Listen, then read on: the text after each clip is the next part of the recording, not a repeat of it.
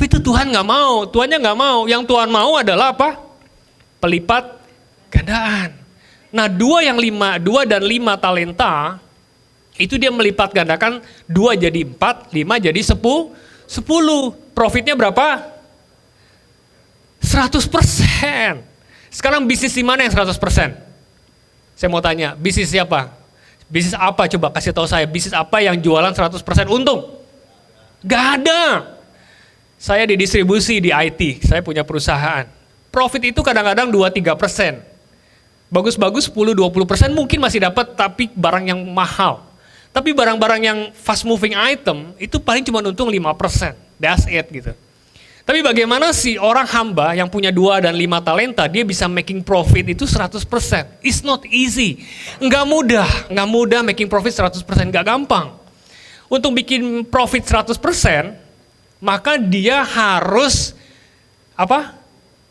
Harus punya capability, kemampuan untuk memproduksi 100%. So that's why Ulangan 8 ayat 18 dikatakan apa?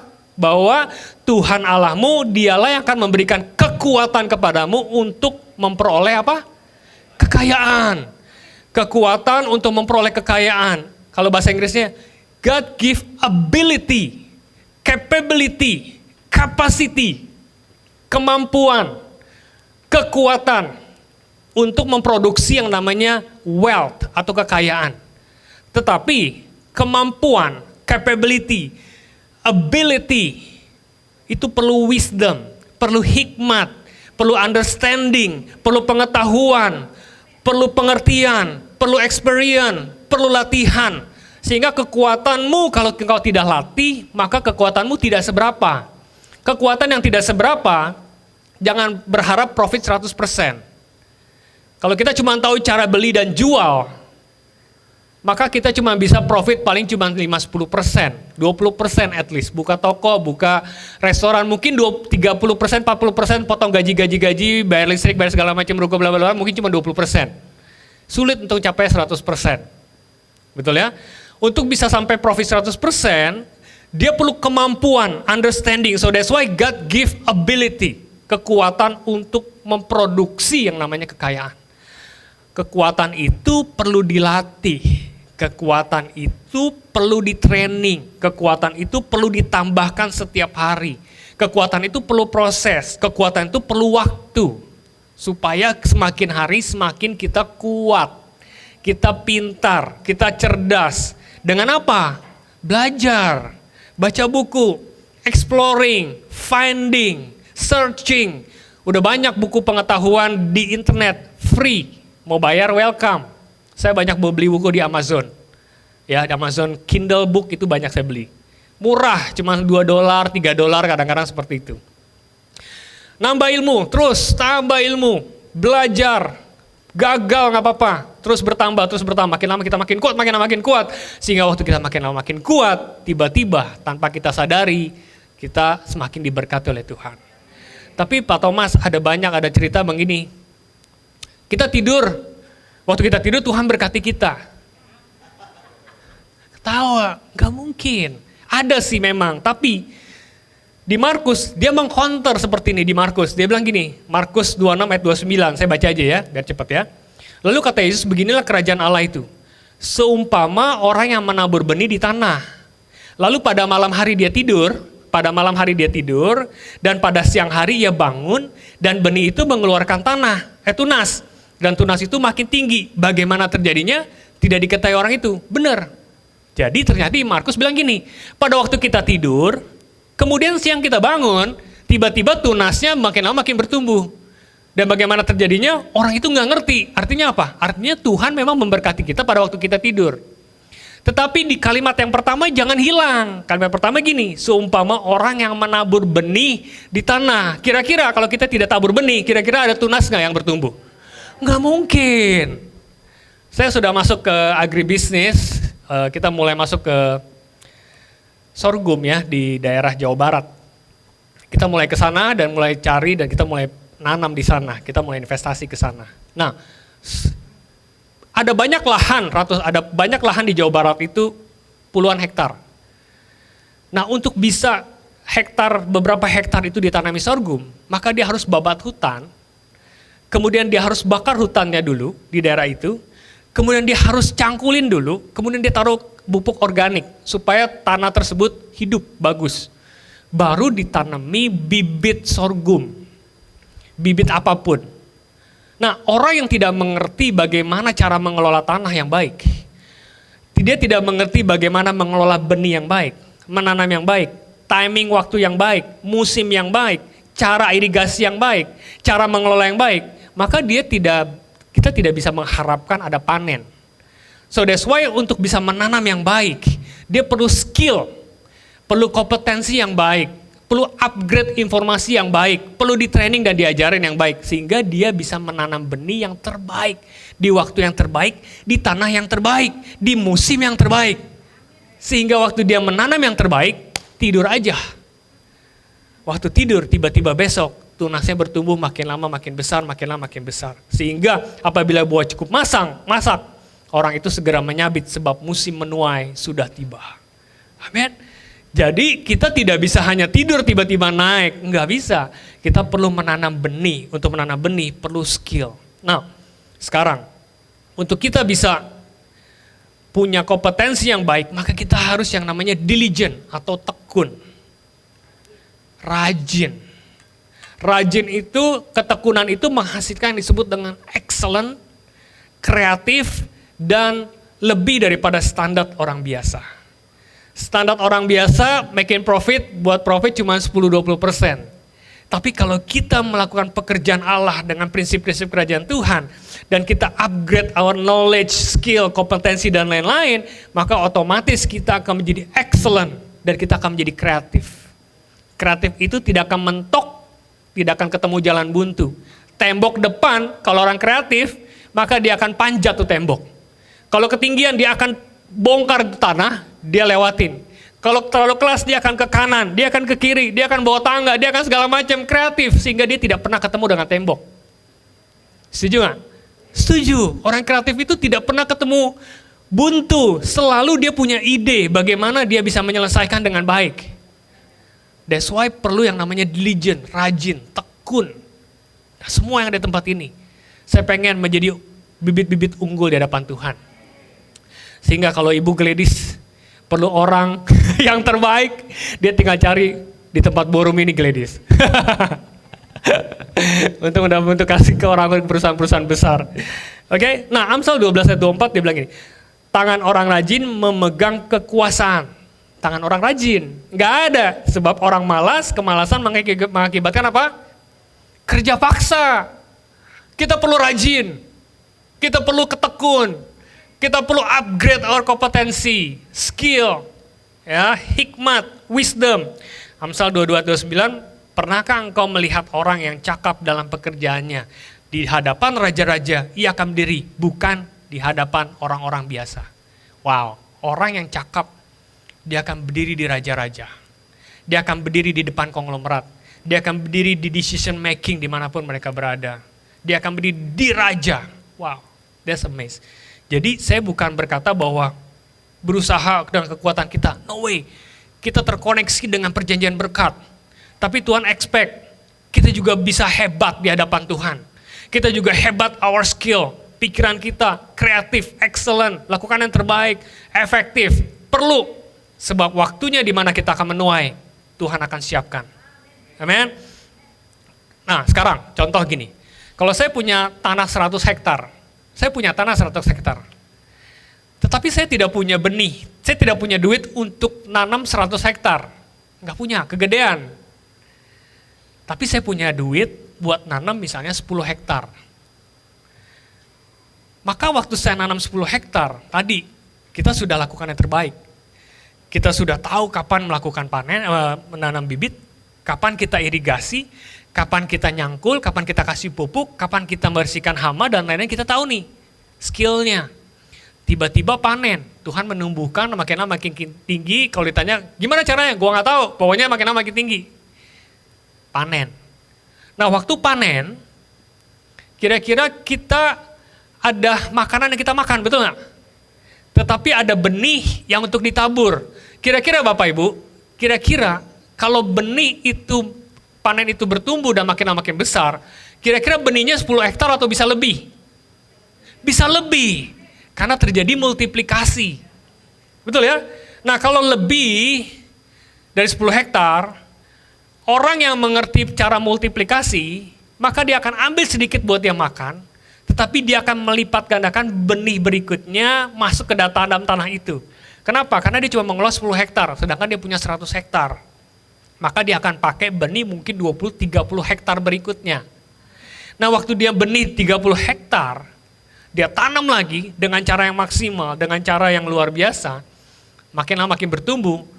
Kira-kira kalau dia makan sisanya, terus dia ada benih lagi, kira-kira benihnya 30 hektar, atau 10 hektar, atau berapa hektar? Lebih besar lagi kan, 50-60 hektar. Jadi waktu dia menanam 30 hektar, panen, maka dia dapat benih mungkin bisa 60-70 hektar. Dia tanam lagi, makin lama makin bertumbuh, makin lama panen makin besar, maka dia bisa mengelola 100 hektar. Nah banyak di antara kita tidak melakukan seperti itu. Yang kita lakukan adalah waktu panennya besar dan banyak, maka 10 hektar itu kita makan semua, kita sisain 10 hektar berikutnya, kita tanam 10 hektar lagi. Maka 90 hektar nggak pernah kejadian, cuman kerja di 90 hektar. Itulah orang yang kerjanya, hidupnya sehari demi sehari. Makan cukup, besok makan lagi cukup, besok makan lagi cukup, besok makan lagi cukup. No way, kita nggak mau seperti itu. Amin. Waktu kita panen, maka ada benih tambah, kita invest lagi. Sehingga waktu benih ditanam, hasil panen, benih lebih banyak lagi untuk ditanam, hasilnya panennya lebih banyak lagi, dan seterusnya. Siklus inilah yang akan mengakibatkan kita akan putus dengan namanya kemiskinan dan kekurangan. Kalau kita punya konsep seperti ini, hasil panen, benih lebih banyak kita tanam, kemudian panennya lebih banyak lagi, benihnya pun lebih banyak lagi, kita tanam lagi, dan seterusnya dan seterusnya. Maka berbuah dan makin lama makin diberkati. Semakin banyak benih yang kita tanam, semakin banyak kita panen. Semakin banyak panen, semakin banyak benih lagi yang kita tanam. Dan siklus ini terus menerus seperti ini. Jangan dimakan semua. Jangan. Makan secukupnya. Amin. Secukupnya. Cukup buat beli rumah. Cukup buat beli mobil. Cukup buat beli motor. Nggak usah beli pesawat. Nggak usah. Parkirnya mahal, afturnya juga mahal. Aduh susah lah ngurusnya, mesti sewa pilot segala macam. Udah nggak usah. Ya, mobil aja cukup seadanya. Amin. Jadi kita pengen 2 Korintus 9 ayat 6, camkanlah ini, orang yang menabur sedikit akan menuai sedikit. Orang yang menabur banyak akan menuai banyak juga. Amin. Yang kedua, wah saya cepat. Oke, sebentar lagi ya. Second law of money is generosity atau kemurahan hati. Ya, generosity is the key of prosperity. Semakin kita murah hati, maka prosperity, berkat, kemakmuran, kekayaan, uang itu coming, datang dalam hidup kita. Ya, berilah, kamu akan diberi satu takaran yang baik dan dipadatkan, yang digoncang dan yang tumpah keluar dan dicurahkan dalam ribanmu. Sebab ukuran yang kamu pakai untuk mengukur akan diukurkan kepadamu. Level kemurahan hati kita, level generosity kita, itu akan menentukan besarnya Tuhan menginvestasi dalam hidup kita. Saya ulang, seberapa besar kemurahan hati yang kita berikan kepada Tuhan dan kepada orang lain, itu akan menentukan seberapa besar Tuhan menginvestasikan berkatnya dalam hidup kita. Ukuran yang kamu pakai untuk mengukur itu akan diukurkan kepadamu. Levelnya kita. Jadi your level of generosity determines the level of God's blessing. Amin. Prosperity. Saya mau katakan ini. Prosperity dimulai dari kata memberi. Giving. Kalau kita mau prosper, maka kita harus memberi dulu. Bukan menerima dulu atau meminta dulu. Bukan. Prosper selalu dimulai giving. Sehingga katanya tabur tuai. Bukan tuai dulu baru tabur. Tabur dulu baru kita tuai. Giving dulu, maka kita akan prosper. Mazmur 126 ayat 5 sampai 6. Orang yang menabur dengan mencucurkan air mata akan menuai dengan bersorak-sorai. Orang yang berjalan maju dengan menangis sambil menabur benih, pasti pulang dengan sorak-sorai sambil membawa berkas-berkasnya.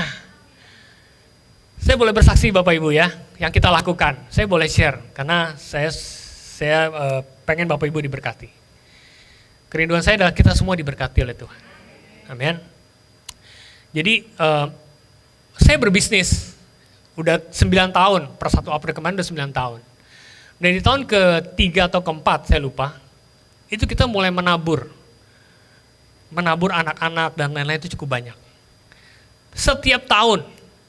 Dan juga kita menabur di gereja, tanah 12 hektar, selama 6 tahun. Kita tidak pernah lepas, tidak bayar, selalu bayar. Ya, selalu bayar dan tepat waktu. Nah, krisis 2020 dan 2021, kita tetap tabur. Orang finance manager saya bilang gini, Pak Thomas, ini kita setiap bulan tuh minus. Pembukuan kita tuh minus setiap bulan. Gimana Pak? Kita nggak mau pecat orang, dan kita tidak mau rumahin orang. Kita mau bayar gaji sesuai dengan sebelumnya, seperti biasa. Tetapi kita juga mau menabur. Lah, orang finance saya bilang, hitung-hitungan nggak masuk nih. Ini minus terus. Kalau Bapak Ibu tahu, saya total di luar perpuluhan saya sama Vita, termasuk bisnis saya total, setahun itu kurang lebih 1 apartemen lah. Saya nabur setiap tahun. Jadi nilainya buat kami cukup besar. Tapi buat orang finance saya nggak ngerti firman Tuhan, ini nggak masuk akal, ini minus terus nih Pak, gimana caranya? Saya bilang tetap tabur, jangan miss. Tetap harus tabur, terus tabur. Lah minus gimana Pak? Makan apa yang kita punya. Terus, sedot terus. Keuangan kita sedot terus, nggak apa-apa. That's a mess. 2021 masih krisis, berat. Tapi 2021, 6 bulan terakhir, itu adalah the best year selama 8 tahun saya bikin usaha. Profit saya jauh lebih gede daripada 7 tahun sebelumnya. Jauh. Di tengah krisis, di tengah saya menabur terus setiap tahun dan tidak pernah miss. Justru saya diberkati berlimpah-limpah. So that's why kita menangis, kita menabur dengan menangis. Bapak Ibu tahu ya, 1 apartemen itu nggak murah loh. Itu kayak jedet gitu ya. Kalau kita menabur sampai seperti itu, hati kita tuh jedet gitu ya. Ada jedetnya, saya nggak tahu bunyinya apa enggak. Jedet. kayak sakit gitu ya, keluar gitu ya. Terus kita menabur gitu ya. Itu percayalah, kita pulang bersorak-sorai dan membawa berkas-berkasnya. Kita pasti pulang berkas-berkasnya. Amin. Kita akan bersorak-sorai. Kenapa? Karena kita menangis menabur benih.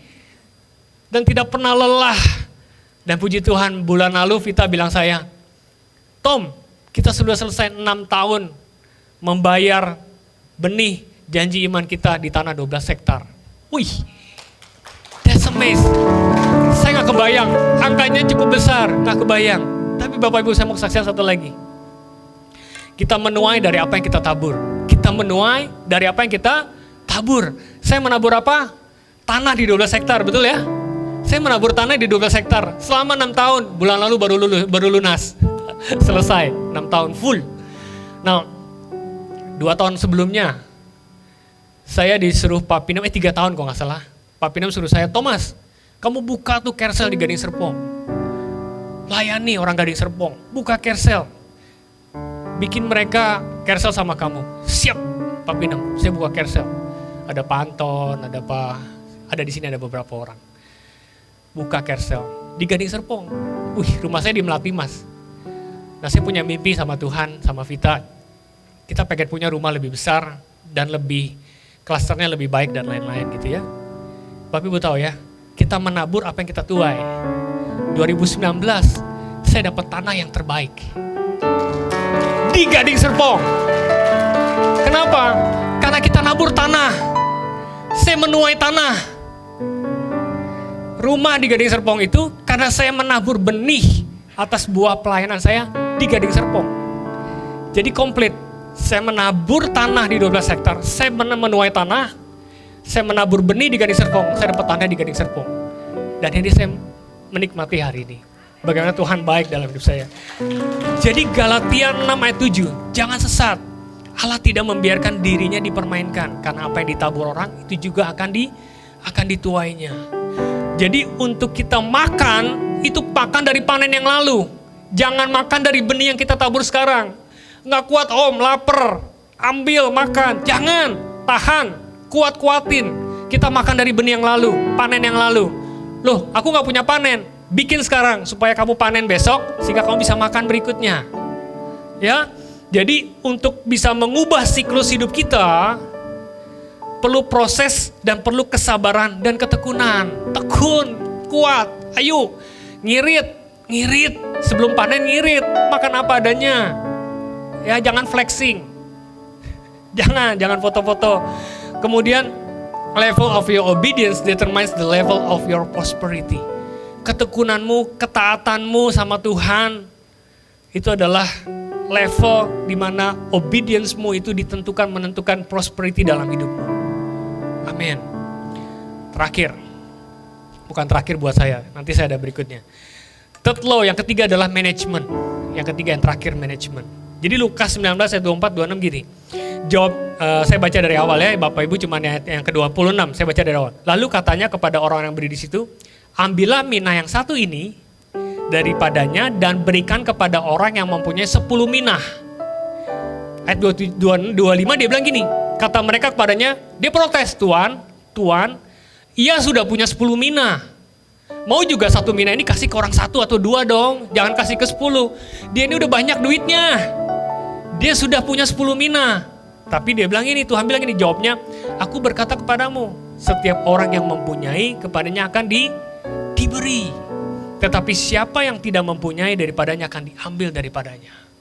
Jadi prinsip firman Tuhan adalah kalau kita bisa manage keuangan kita, kalau kita bisa mengelola keuangan kita tahu bagaimana caranya mengelola keuangan, bukan uang mengelola kita, tetapi kita menjadi tuan atas uang, dan kita bisa mengelola hamba kita, pelayan kita, maka jangan heran uang itu yang datang kepada orang yang mengerti bagaimana cara mengelolanya. Dan pengetahuan akan mengelola itu seperti magnet yang menyedot yang namanya kelimpahan dan kekayaan. Kalau Bapak Ibu bisa mengelola keuangan, percayalah itu seperti magnet yang akan menyedot bisnis yang baru, promosi yang baru, kekayaan yang baru, berkat yang baru. Itu disedot. Kenapa? Ini janji Tuhan. Kalau kita bisa mengelola dengan baik, Tuhan akan berikan kepada orang yang bisa mengelola. Tetapi orang yang tidak bisa mengelola, itu akan diambil daripadanya dan diberikan kepada orang yang bisa mengelola. Hari ini saya kita kedatangan satu pembicara yang luar biasa.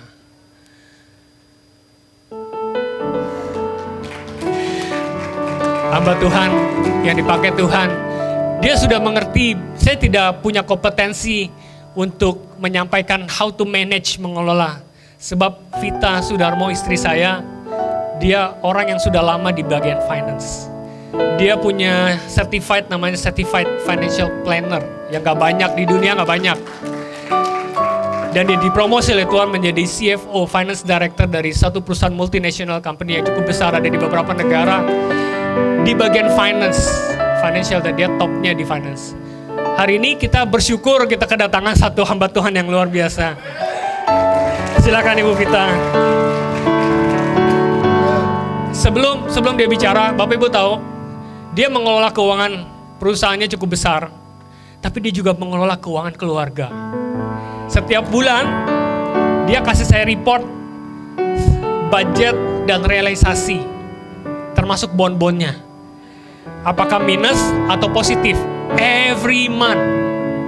Sehingga saya sebagai suami, saya tahu mana yang harus kita kurangi, mana yang harus kita tambahkan. Itu cara mengelola yang baik. Nah, bagaimana caranya? Biar Ibu Vita yang jelasin. Oke, thank you. Ini iseng aja nih, dia mau berbagi kesetresan kalau lagi khotbah suruh maksa saya. Semalam gue yang gak bisa tidur. Oke, Selamat pagi Bapak-Bapak Ibu. Shalom. Ya tadi kita ini udah tua nih ya. Jadi kalau lagi melihat dekat nggak usah pakai kacamata. Kalau udah jauh baru pakai kacamata. Oke, kalau kita ibu-ibu boleh ya saya sharing. Bapak-bapak juga bagaimana sih kalau kita belajar mengelola keuangan ya. Kalau langkah pertama kalau mau kita belajar mengenai mengelola keuangan, kita tuh harus perlu apa ya? Oke, di sini saya ambil satu quote dari Benjamin Franklin. Saya belajar dari Pak Wiryo. Biasanya kalau lagi mau sharing harus pakai quote. If you fail to plan, you are planning to fail. Jadi kalau kita gagal untuk merencanakan, jadi kita itu sudah merencanakan kegagalan, ya. Jadi sebaiknya kita baru belajar mengenai keuangan, makanya kita perlu belajar untuk merencanakan. Oke. Nah ini saya belajar dari sedikit yang saya miliki dan saya praktekkan. Ya ini sebenarnya bukan patokan bapak-bapak ibu-ibu, tapi ini merupakan suatu referensi. Ya, salah satu untuk membuat perencanaan keuangan ini adalah prinsip 10, 20, 30, 40. Kenapa sih 10, 20, 30, 40? Karena 10 tambah 20 tambah 30 tambah 40 sama dengan 100. Ya, pintar 100. Terima kasih Jovan, dia adalah ahli matematika kita.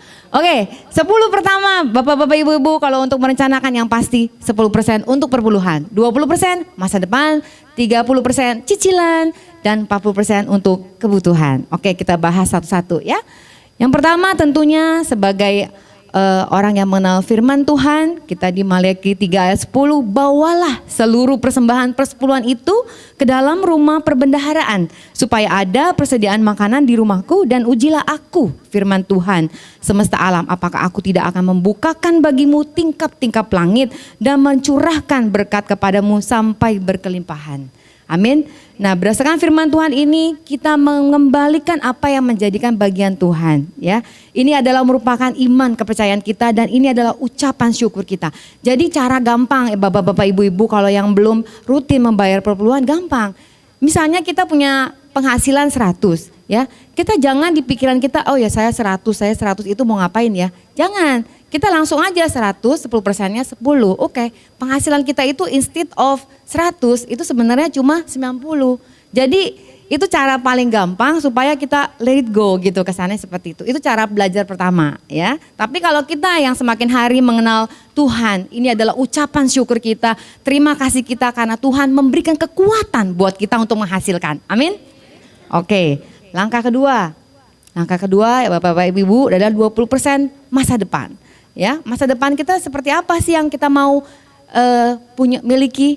Yang pasti kalau kita mau mempunyai masa depan, kita harus pertama kali sebelum kita melakukan apa-apa adalah kita tentukan dulu tujuan kita. Tadi suami saya bilang kita punya mimpi, kita punya harapan, kita punya keinginan. Ya, jadi itu yang kita tentukan dulu. Untuk apa aja sih 20% dari penghasilan kita? Ya kita harus menabur, ya. Pertama kali waktu berapa tahun yang lalu ya, mungkin 10 tahun yang lalu kali ya. Waktu itu kita Bapak Mardanus, bapak-bapak ibu-ibu kenal ya, yang khotbah 2 minggu yang lalu. Kita satu pelayanan dengan Pak Mardanus. Pada saat itu Pak Wiryo Hadi bilang kita selain membayar perpuluhan untuk yang menjadi bagian Tuhan, kita itu belum memberi. Kita memberi itu kalau kita mengeluarkan 10% lagi bagian kita gitu ya. Terus langsung saya kan orang muter 10% mana tahan gitu ya. Cicilan banyak, masih harus kasih orang tua, masih harus begini. Waduh ya, generasi kita terkenal dengan namanya generasi sandwich. Sandwich itu kan ada dagingnya di sini, ada rotinya di depan, ada rotinya di belakang. Kita di tengah-tengah, kepepet gitu kan ya. Kita harus masih memberi ke orang tua, kita harus cicil rumah, kita harus bayar ini, bayar itu, bayar sekolah anak seperti itu ya. Tetapi di satu sisi Thomas juga orang yang taat sekali. Waktu itu gimana? Kan saya kan bendaharanya rumah tangga. Nggak masuk hitungannya, nggak masuk. Seperti itu. Tapi pada saat kita mengerti kebenaran firman Tuhan, kita menjalaninya dan seperti tadi disaksikan oleh suami saya, itu luar biasa bapak-bapak ibu-ibu. Ya, itu adalah keberanian iman kita untuk melangkah bersama Tuhan dan Tuhan pasti memberikan tuaian yang luar biasa. Amin. Oke. Kita belajar apa lagi ya kalau 20% itu dari penghasilan kita. Yang kedua, bapak-bapak ibu-ibu, pastikan kita mempunyai dana darurat. Ya, namanya juga darurat. Darurat apa ya? Ya, kita kan nggak tahu ya kehidupan kita ke depan. Walaupun kita di dalam Tuhan, tapi kita diberikan hikmat buat Tuhan untuk mengatur kehidupan kita. Amin. Jadi dana darurat itu dana yang dibutuhkan suatu saat kalau misalnya tidak terduga, misalnya tiba-tiba kita kena musibah, ya, kita sakit atau apa. Ya, dana darurat yang dicadangkan kalau misalnya Bapak dan Ibu belum ada di dalam account pengeluarannya ataupun dana tabungannya itu kita hitung misalnya pengeluaran rutin kita satu bulan berapa sih? Misalnya 1 juta gitu ya. 1 juta kita harus makan, transport segala macam misalnya seperti itu. Kemudian kita at least kita harus punya 3 bulan. Jadi jangan diapa-apain tuh. Accountnya dipindahin, dipisahin gitu ya. Jadi 3 kali 1 juta, 3 juta gitu ya. Tapi kalau kita punya anak, punya apa, mau besar lagi gimana? Oh silakan ya. Oke, selanjutnya untuk apa? Asuransi ya. Sekarang kita bersyukur ya Bapak Jokowi udah ada BPJS Kesehatan. Ya kalau saya boleh bersaksi waktu itu mungkin Pak Thomas sudah pernah saksikan juga. Saya tuh antenanya tinggi ya. Jadi kalau ada Feby yang mau foto saya langsung cheese. Antenanya langsung tahu walaupun gua nggak pakai kacamata Feb. Thank you. Ya, jadi bapak-bapak, ibu-ibu waktu itu karena papi mami Thomas sudah tua, nggak mungkin kita masuk asuransi kesehatan, kita langsung masuk BPJS Kesehatan. Ya puji Tuhan sekali ya, waktu itu sangat membantu pada saat sakitnya papi, pada saat operasi beberapa kali mami, semuanya tuh ditanggung oleh BPJS. Jadi jangan bolong-bolong bapak-bapak, ibu-ibu untuk bayar BPJS. Wah, gue pemerintah banget. Oke, selanjutnya 20% masa depan untuk apa sih? Untuk saving, ya. Tadi kan Thomas bilang kalau kita menuai ada bagian benih yang kita tabur, ada juga bagian yang nggak habis dong dimakan, ya gak? Itu adalah saving kita, ya tabungan, ya. Nah itu selanjutnya kita katakan namanya investasi bahasa kerennya, ya. Di sini ada Monik itu anak Borum juga, dia sekarang udah bekerja di fintech, financial technology luar biasa. Tante Vita bangga banget, mantap. Dia waktu bayi udah langsung. Saya udah tua ya, jadinya bangga banget punya anak-anak yang luar biasa dari Borum. Oke, jadi investasinya itu bapak-bapak, ibu-ibu tergantung profil kita ya. Kadang-kadang kalau Thomas itu orangnya berani banget karena dia bisnismen. Jadi dia udah berani tuh pakai saham, kripto. Kalau saya orang yang agak konservatif gitu ya. Saya lebih suka ada sesuatu yang saya pegang. Misalnya kalau misalnya ada uang, misalnya dapat bonus, dapat THR, saya lebih suka beli LM. Saya suka batangannya. Seperti itu. Ada juga orang yang misalnya profil resikonya yang nggak macam-macam lah, ya udah masukin aja di tabungan gitu kan, uangnya di deposito, oke silakan. Tapi teman-teman ada juga nih investasinya yang luar biasa nih, ada juragan di sini, ada Ibu Roma itu juragan rumah kontrakan banyak berapa pintu Bu? Luar biasa, itu juga merupakan suatu investasi ya, luar biasa. Oke lanjut ya, tadi 10, 20, sekarang kita ke 30 ya, 30 cicilan. Nah saya dari keluarga yang sangat sederhana, ya. Papa saya meninggal di usia saya masih sangat muda. Saya belum selesai kuliah waktu itu. Jadi untuk mendapatkan sesuatu saya harus bekerja dengan keras, mantap, ya kan? Saya termasuk orang yang rajin. Dan saya berani sekali mencicil, Bapak Ibu-ibu ya.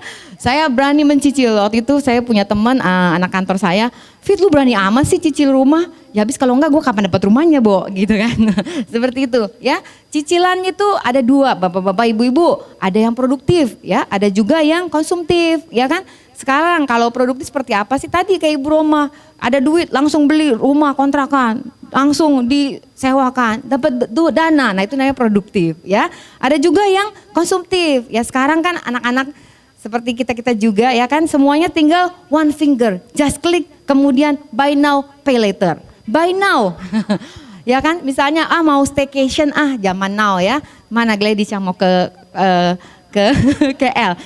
Staycation dong kita, belum ada uang Bu, nggak apa-apa, buy now, nanti bayarnya kapan-kapan gitu, ya kan? Ada juga, kita ada fasilitas kartu kredit, cicilan 0%, gampang gitu kan ya, dapat dulu barangnya sekarang, ntar bayaran ntar aja. Ingat bapak-bapak, ibu-ibu, banyak sekali masalah yang terjadi di sini banyak banget ya. Dan tolong perhatikan, ini bukan penambahan penghasilan, bukan ya.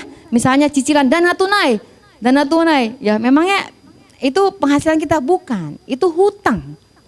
Ya, harus dipisahkan penghasilan dan hutang. Oke? Lanjut. Terakhir, 40% ya. Ini adalah untuk kebutuhan hidup kita, ya. Kebutuhan dasar manusia adalah dari SD kita sudah belajar sandang, pangan, papan. Tapi zaman now plusnya internetan. Kalau nggak ada kuota pusing deh gitu kan.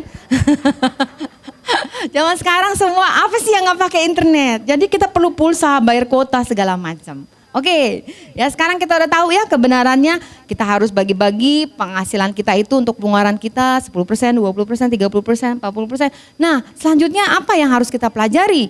Yang ini sangat penting bapak-bapak ibu-ibu, catet. Percayalah sama saya, kita ini manusia yang banyak keinginan, masih terdiri dari tubuh, darah dan daging ya. Tapi percayalah sama saya, catet ya. Saya zaman dulu tuh ya masih yang tadi kata Thomas bonbonnya, ya kan? Kenapa sih perlu catat? Yang pertama, kita harus evaluasi penghasilan kita itu berapa sih? Apakah memang cukup sih gitu ya? Terus juga kita untuk pengeluaran kita catat, kita rekam gitu loh. Kalau zaman sekarang mah kayak dulu saya masih catat di buku, bonbonnya saya lampirkan gitu ya, rapi banget orang accounting gitu kan ya. Tapi zaman now kita udah sangat terbantu bapak-bapak ibu-ibu ya secara elektronik ya. Sekarang kan apapun ada di gadget, ada apps-nya ya kan, ada apps di smartphone kita, ada untuk bagaimana cara mencatat ya. Berapa penghasilan kita, berapa pengeluaran kita, di pos-pos apa seperti itu udah ada. Tinggal kita lakukan aja. Ya, tinggal lakukan aja ya. Nah, ini saya coba berikan contoh biar ada gambaran aja ya bapak-bapak ibu-ibu. Seperti misalnya pakai Excel ya, karena saya kerja di kantoran, saya masih kerjanya pakai Excel lah gitu ya. Nah, misalnya nih kita bahas yuk. Misalnya di sini penghasilan kita, ini contoh ya bapak-bapak, ibu-ibu, kenapa saya taruh di sini misalnya penghasilannya 10 juta supaya gampang hitungnya gitu ya.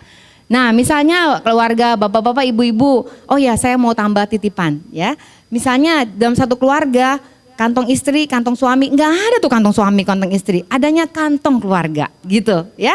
Jadi tergantung apakah ada, siapakah kekuatannya di dalam keluarga itu, apakah istrinya untuk mencatat ya, ataukah suaminya yang mencatat. Kayak saya, tentunya saya dong. Nah, terus yang kedua, kalau misalnya kayak adik saya nggak rapi orangnya, tapi yang mencatat suaminya, nggak apa-apa, asal deal aja sama suami istri. Asik, mantap, luar biasa kok ya. Misalnya penghasilannya 10 juta ya. Di sini ada lainnya. Oh, ini kan bulan Maret nih ya. Bulan April bentar lagi dapat THR kalau yang kerja. Wah, puji Tuhan, ya kan? Nah, terus kita lihat nih, kita bikin budget dulu sebelah kirinya. Ya, sebelah kiri ini budget. Ini ada pointer gak sih, Tom? Oh, enggak ada ya. Pengeluarannya kita langsung per bulan 10%, 1 juta ya, dari 10 juta. 20% masa depan. 20%-nya untuk masa depan ya. Misalnya kalau di keluarga kami ya kita langsung plot 10% itu untuk menabur ya. Misalnya di dalam yang tadi saya katakan, misalnya kita belum punya dana darurat ya. Misalnya 1 bulan kita tuh rata-rata kebutuhan kita ini 4 juta. Berarti kan saya harus 4 juta saya simpan, berarti kan 4 juta baru dapat. Kalau misalnya dana darurat yang saya cadangkan setiap bulan 1 juta, berarti kebutuhan 1 bulan itu untuk tabungannya 4 bulan ya gak? Kalau misalnya minimal saya harus perlu 4 juta kali 3 bulan 12 juta, jadi saya perlu 12 bulan nabung 1 juta. Benar ya? Seperti itu ya. Terus yang ketiga cicilan. Ya, cicilannya misalnya nih, motor nih kita perlu cicil nih karena kan transport kemana-mana biar gampang. Oke, cicil 500.000 bayar, kalau waktunya bayar. Misalnya kita masih KPR rumah ya, 2,5 juta masuk ya kan, jadinya antara budget sama actual biasanya sama karena ini cicilan biasanya pasti. Kemudian kebutuhan ya, misalnya kita makan rata-rata, misalnya kita pikir oh ya sekali makan berapa sih 1 hari, terus berapa kali makan seperti itu misalnya ya.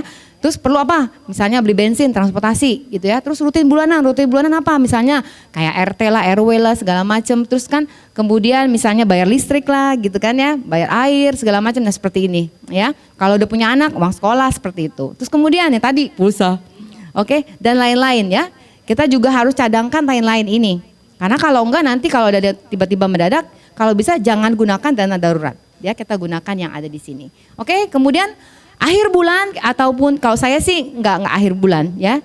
Kadang-kadang kan kalau sekarang udah gampang banget ya bapak-bapak ibu pakai QR code cing gitu kan. Pasti datanya ada di dalam transaksi perbankan kita. Atau misalnya kita menggunakan Tokopedia lah, Shopee segala macam. Itu kan ada transaksinya segala macam. Jadi bisa dicatat. Kita itu keluarin buat makan berapa sih, ya kan? Kita keluarin untuk yang lain-lain tuh ya berapa sih? Itu jadi gampang banget ya. Contohnya seperti itu ya. Dan kemudian akhir bulan ternyata masih ada balance loh, kita irit makannya loh. Gitu. Karena kemarin kita lagi cukongin jadi lumayan puji Tuhan. Ya kan uangnya masih ada sisa gitu kan. Ternyata uangnya kurang makannya kebanyakan. Ya udahlah apa boleh buat. Tapi kemudian dari lain-lain ternyata saya nggak perlu banyak yang mengeluarkan. Ternyata kita ada balance tuh teman-teman di atas 150.000. Lumayan. Masuk mana? Masuk rekening tabungan. Jadi itulah yang tadi Pak Thomas bilang ya cycle yang terjadi dari bulan ke bulan ya. Jadi intinya catat. Ya, karena kalau nggak catat nggak inget. Nanti kalau nggak kemana ya baru gajian kok uangnya udah lenyap semua. Ya, kalau zaman dulu saya belajar dari mertua saya, itu luar biasa mertua saya. Ya, dia sangat terbatas karena generasi baby boomers tentunya. Dia pada saat mendapatkan penghasilan dari anak-anaknya, dia sangat wise banget. Dia mempunyai amplop di lemarinya. Ya, amplop yang satu ini buat pembantu misalnya, amplop ini untuk bayar listrik, amplop ini untuk beli baju misalnya, amplop ini seperti itu. Ya, jadi kalau gatel lihat mata ya di tangan semuanya, pakai amplop nggak apa-apa sih. Jadi masih bisa seperti itu. Oke, kita lanjut ya. Kita udah merencanakan segala sesuatu, kita udah mencatat ya kan. Tapi apakah ada kendalanya ya? Ternyata bapak-bapak, ibu-ibu percayalah kendala itu selalu ada. Oke, nah kendala pertama apa ya? Nah, siapa yang sekarang tahu? Pasti Bu Roma paling tahu ya. Minyak goreng harganya berapa? Telur, cabai, lagi Ramadan nih gitu ya. Ya, semuanya itu lagi pada naik bapak-bapak, ibu-ibu. Aduh mahal banget ya. Nah itu adalah kita harus pinter-pinter nih. Pinter-pinter ya belanjanya gitu kan ya. Nah kalau di sini lihat gambarnya, keren ya gambarnya ya. Ini sebelah kiri warteg Inem, yang sebelah sini elit restoran. Sama-sama tujuan terakhirnya adalah kenyang. Tujuannya makan ya. Ini pilihan bapak-bapak. Apakah kebutuhan? Kebutuhannya apa? Makan. Benar gak? Tapi apakah keinginan? Pertanyaannya, apakah boleh kita makan di restoran enak? Boleh, masa nggak boleh? Kalau nggak kasihan dong restorannya nggak laku. Kayak gitu ya. Tapi sekali lagi kita balik lagi budget kita. Ya tujuan kita mau seperti apa. Makanya tadi pembagian itu membantu kita untuk ke depannya supaya menahan dirinya tuh lebih gampang gitu ya. Kendala kedua, cicilers ya. Tadi cicilan. Yang kalau kayak di sini sih tadi saya bilang ya cicilannya ada yang produktif, ada yang konsumtif. Nah produktif nih misalnya KPR ya kan, KPR nggak apa-apa bagus dong KPR ya kan. Nah, harga rumah biasanya naik karena tanah naik ya. Apa nggak bisa dibuka kontrakan gitu. Ya puji Tuhan kita masukin ke Travelio lumayan loh, lumayan gitu kan. Nah kemudian ini kredit motor ya, motor mungkin kalau misalnya udah 2 oke deh kita buatin Gojek jadi Gojek gitu ya. Nah yang bahaya di sini nih. One click, one finger click, buy now, pay later. Waduh, gawat itu ya. Pinjol ya, sekarang banyak banget ya bapak-bapak ibu ya kalau baca-baca berita itu pinjol hati-hati. Ya, sekali lagi saya katakan itu bukan penghasilan kalau pada saat kita. Nama juga pinjaman, utang namanya. Gitu ya Ibu Monica ya. Ya, hati-hati ya yang terlilit pinjol itu cukup banyak bapak-bapak ibu-ibu ya. Resikonya juga cukup besar karena bunganya besar, ya. Hati-hati, ya. Kendala selanjutnya apa sih bapak-bapak ibu-ibu?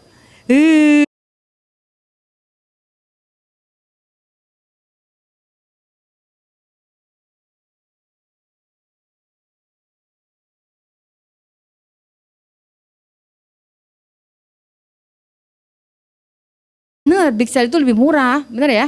Tapi habis itu, ini bagus, ini bagus, ini bagus. Perlunya 1, totalnya bawa pulangnya 5. Kayak gitu. Kalau zaman now mah, sekarang tuh lagi ditunggu-tunggu, misalnya 10-10, 11-11, 12-12, ngaku, ayo siapa yang beli, ayo. Ya kan? Tunggu apa namanya, karena di perusahaan saya juga masuk ke dalam e-commerce, jadi kalau misalnya ada tanggal-tanggal seperti itu juga kita memberikan diskon. Benar, harganya lebih murah Bapak-bapak Ibu, itu pilihan yang tepat kalau mau berbelanja ya. Tapi masalahnya, aduh kemarin itu si Thomas ngajakin kita sama anak-anak lihat sorghum ya kan ya. Macet dong arahnya, biasakan tol Cikampek. Terus anak saya, waduh gawat, kenapa Ci? Anak saya yang cewek, aduh kantong keranjangku ini udah banyak banget. Maksudnya, iya semakin macet, Mami, aku tuh semakin banyak keranjangnya. Maksudnya apa sih? Mami nggak ngerti-ngerti. Maksudnya dia udah klik-klik, ini bagus, klik masuk keranjang. Maksudnya Mami transfer dong uangnya gitu. Ya, seperti itu ya. Bapak Ibu ya, hati-hati ya, jangan kalap ya. Kita sekali lagi kebutuhan atau keinginan. Ya, lanjut, terakhir ya. Terakhir nih, terutamanya anak-anak muda nih.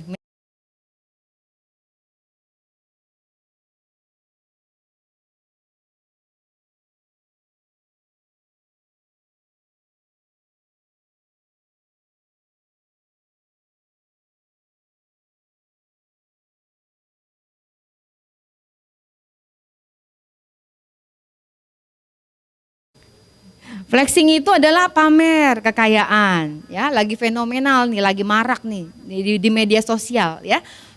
Saldo ATM, tuh lihat tuh uang bertumpuk dipotoin, gitu kan ya. Saya juga sebelum kapasitas saya meningkatkan diri di financial planner, saya juga belajar mengenai perpajakan. Ini adalah subjek pajak yang empuk, ya. Dia udah ber-NPWP belum, udah bayar pajak belum? Kalau seperti ini, seperti itu ya, ya. Oh kalau misalnya di sosial media bagus banget tuh ya, gila lu ya kalau misalnya lu berjalan-jalan lu, mobil lu, hotel lu, semuanya sultan banget gitu ya. Komennya seperti itu ya. Jadinya buat kita, aduh kepengen deh kayak gitu. Apakah itu berdosa bapak-bapak ibu-ibu? Kepengen? Enggak berdosa. Masalahnya karena tadi kalau pengen juga akhirnya pinjol. Pinjol. Buy now, pay later. Nah pay-nya itu yang pusing karena nggak masuk dalam hitungan. Kayak gitu ya. Nah balik lagi ke FOMO ya. FOMO itu apa sih? Di media sosial juga sama nih ya. Kendalanya saat ini memang beda ya sama zaman generasi saya, generasi X ya. Generasi Y, generasi milenial, anak-anak ini cukup berat nih, tapi nggak terlepas juga ya ternyata generasi yang pantaran kita juga sama nih, mengaku kena juga di kecanduan media sosial. Ngake bangun tidur, lihat dulu, yang like udah berapa ya, asik gitu. Terus ya perilakunya apa sih kalau FOMO? Itu mereka rasa takut, ya khawatir, tapi khawatir berlebihan ya. Kita juga lagi di pemuritan Borum lagi belajar mengenai mental health kemarin. Nah ini salah satunya nih akan berakibat mengenai kesehatan mental kita ya. Jadi kalau misalnya takut, kalau misalnya anak-anak zaman now misalnya, aduh tren sekarang gimana sih yang kekiniannya, nanti takut ketinggalan gitu loh. Kendalanya ya tadi, kita nggak punya uang tapi kita pengen banget seperti itu. Nah jadi karena takut ketinggalan zaman, seperti itu ya. Sebelumnya tahun lalu kita belajar ya Bu Risna ya, kita belajar di Yesaya 4 ayat, Yesaya 43 ayat 4a. Oleh karena engkau berharga di mataku dan mulia, kata Tuhan ya. Dan aku ini mengasihi engkau. Ya. Ini sangat bagus banget nih ya. Oleh karena engkau berharga di mataku, kata Tuhan. Dan mulia. Karena Tuhan yang membentuk kita dengan mulia. Dan aku ini mengasihi engkau. Be yourself. Ya. Tuhan tidak melihat, Thomas tuh paling sering ngomong sama saya. Tuhan tidak melihat apa yang orang lihat. Tuhan melihat hati kita. Ya. Jangan pikirkan apa yang dikatakan orang lain. Apa yang dikatakan orang lain, apa yang dipikirkan orang lain. Ya, be happy, be yourself, ya. Kalau daripada FOMO, kita mendingan JOMO. JOMO apa tuh? Joy of missing out, gitu. Don't worry, be happy, ya. Jadi kalau terakhir, ya penghasilan kita sedikit, apakah cukup bapak-bapak, ibu-ibu? Cukup ternyata, ya. Nah pertanyaannya, kalau misalnya penghasilannya berapapun, gak bakal cukup kalau kita ngikutin gaya hidup. Ya, jadi kita belajar untuk mengucap syukur. Amin. Terima kasih. Jadi Bapak Ibu, ada 3 prinsip. Yang pertama bicara mengenai bagaimana kita memultiplikasikan apa yang sudah Tuhan berikan di tangan kita, seberapapun besarnya. Kita multiplikasikan, amin. Yang kedua, generosity. Seberapa besar engkau menabur, engkau murah hati, Di situ berkat Tuhan mengalir dalam hidup kita. Yang ketiga, how to manage your money. Kalau kita bisa memanage uang dengan baik, percayalah kita akan ditambah-tambahkan. Semakin kita bisa manage dengan baik, semakin kita kaya, semakin ditambah-tambahkan. Semakin kita manage lagi dengan baik, mengelola dengan baik, semakin ditambah-tambahkan. That's firman Tuhan. Amin. Hari ini kita mau belajar. Yuk kita bangkit berdiri, kita mau tutup dalam doa. Kami bersyukur Tuhan untuk hari ini. Engkau baik, Engkau luar biasa. Terima kasih untuk hari ini Tuhan. Kami mau merubah cara paradigma kami memandang bagaimana cara kami mengelola keuangan. Uang bukan lagi menjadi Tuhan atas hidup kami, tetapi dia menjadi hamba. Kalau dia menjadi hamba, dia menjadi pelayan yang baik dalam hidup kami. Ada banyak yang dia tolong dalam hidup kami Tuhan, tetapi dia bukan Tuhan. Kita punya otoritas lebih daripada uang. Oleh karena Tuhan, kami bisa memultiplikasikan, melipat gandakan apa yang sudah Kau taruh dalam hidup kami. Kami memberi yang terbaik untuk kemuliaan nama-Mu Tuhan, dan biar kami bisa mengelola dengan baik hari ini Tuhan. Tuhan, sebentar kami akan pulang. Kami mau Tuhan, Kau berkati semua hamba-hamba-Mu di tempat ini, seluruh jemaat-Mu, seluruh pengerja-Mu Tuhan, berkati mereka. Buat mereka berbeda dengan yang lain. Buat mereka menjadi above average. Buat mereka menjadi excellent. Buat mereka menjadi kreatif dimanapun mereka berada. Nama Tuhan, kalau mereka dipromosi oleh Tuhan, mereka akan melakukan gila-gilaan bersama dengan-Mu Tuhan. Maka bukan hanya mereka dikasih oleh Tuhan, tapi mereka juga dikasih oleh manusia. Maka berkat Tuhan akan mengalir dalam hidup mereka. Uang akan mengalir dalam hidup mereka. Mereka akan diberkati berlimpah.